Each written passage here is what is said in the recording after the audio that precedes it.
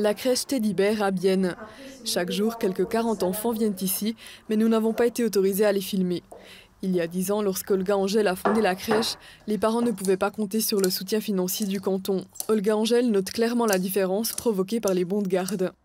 Il y a plus de familles, surtout les familles avec les revenus plus modestes, ils ont avoir accès dans le système de la crèche. En fait, c'est ça qui a changé.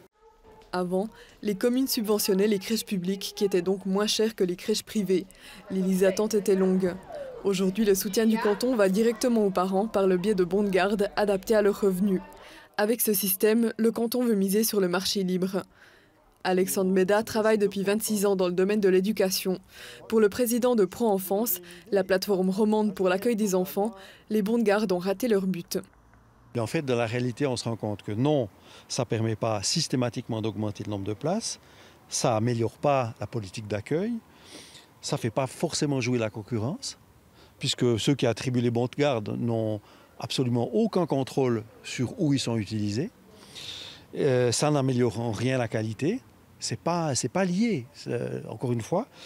Et puis, ça diminue le pouvoir des communes et des politiques locales, puisqu'on n'a plus d'intérêt à s'investir dans la mise en place de structures d'accueil. Le canton de Berne, au contraire, est satisfait du système des bons de garde. Il n'y a pratiquement plus de liste d'attente et le porte-parole de la direction des affaires sociales indique que depuis la mise en place des bons il y a 3 ans, plus de 30 crèches ont été ouvertes. Pour lui, c'est une question d'offre et de demande. Les parents préfèrent envoyer leurs enfants dans de bonnes crèches. Ils ont le choix libre pour envoyer leur enfant, ce qui est très important parce que, par exemple, si on prend un exemple, aujourd'hui, on peut mettre l'enfant dans une crèche qui est proche de la place du travail, ce qui n'était pas le cas avant. Maintenant, le marché doit s'adapter. On a on est devant des années où on a moins de naissances. Ça va donner moins de petits-enfants qui vont aller dans les crèches. Alors, le marché doit s'adapter. Les diverses crèches du Seeland que nous avons interrogées pensent que les bons de garde fonctionnent bien. Le gros défi est plutôt le manque généralisé de personnel qualifié.